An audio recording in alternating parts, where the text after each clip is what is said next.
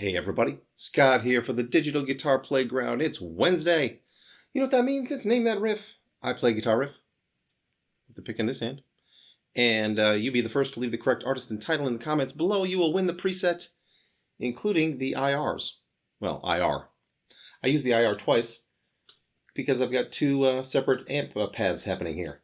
It splits up here, starts with the compressor, splits off to some pitch shifting, two separate amps, two different IRs, EQ, reverb, delays, and another compressor on the way out, just for one of them. But yeah, today it's from the 80's. Big surprise there. And it's also the song that I'm working on this week as my fun cover song, because I'm doing a fun cover song every week now. And I'm not really doing a lot of extra, work. So I'm being very pokey with my my custom presets that I'm making for clients. So I apologize, but I'm just, I'm having a, the quarantine existential crisis. What are you gonna do? So, shall we?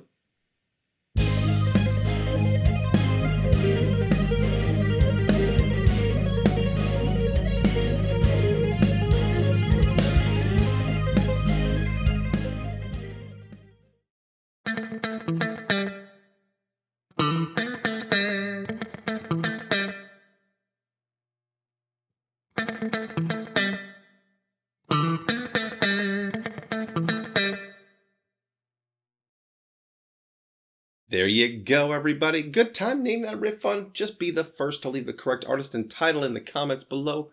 You will win it. Woohoo! And yeah, it's a really fun song.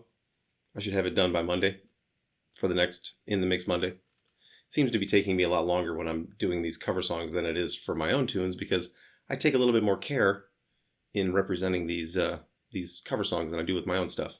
I can knock my own stuff out in an afternoon, but I spend a lot more time getting drum sounds the way I want them and bass sounds and blah, blah, blah. This time I'm doing something interesting. I'm doing some synth stuff inside of GarageBand. So why not? What do I have better to do? Like my shirt? Used to get one of these when you bought a crank amp from Tony, the founder of crank amps. I used to live in Arizona, and he was in, I think he was in Tempe, and I was also in Tempe. And I used to take my old Fender Vibro King to Tony for servicing. Tony Dow, the creator of crank amps. And back then he was in a little shed in his backyard. And he was making his own crank amps, but what he was doing was converting other amps. Like, I was the owner of the very first ever combo crank amp ever made, and I should have held on to it, but I didn't. It was just too heavy. It was a converted Fender Twin. And, it was good, but it wasn't as good as the other cranks that I had. He also, I think he specialized, and the best things that he did at the time, before he made his bespoke amps, was he would take a Sovtek, MiG 50, those little squat little amp heads with the crazy Russian industrial or military grade transformers in them. And he would just wipe the circuit clean and create his own circuit, and just these crazy rock monster amps. Oh, I had one of those. It was wicked. That's the one I wish I'd held on to, because it was tiny. Pretty heavy though. Probably still weighed 40 pounds for something that was smaller than this. Oh, look at this. The Pod Go is back. I've got a new one. So I'll get back to my legacy presets tomorrow. Lucky you. But anyway, Tony's stuff was awesome. I had a couple of these shirts. I think I had 2 or 3 of these shirts because I had 2 or 3 of his amps. And just great stuff. Man, Tony was such a nice, fun guy. And it really felt bad when Dimebag died, because Dimebag was all in on crank amps.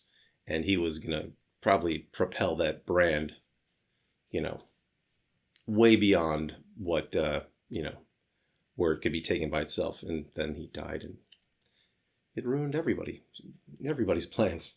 Not just Dimebag's and, Damage Plan, other people on the side, like Tony and crank amps. But, yeah, I'm not 100% sure what he's doing these days. I know he makes another line of amps, but I don't know what it's called. I should get in touch. Story of my life. I should get in touch. Anyway, I will see you maybe tomorrow with legacy stuff. Sorry, my eyes twitching. I'm having another stroke. But if not tomorrow, then Friday for sure. So I will see you then. And until then, rock on.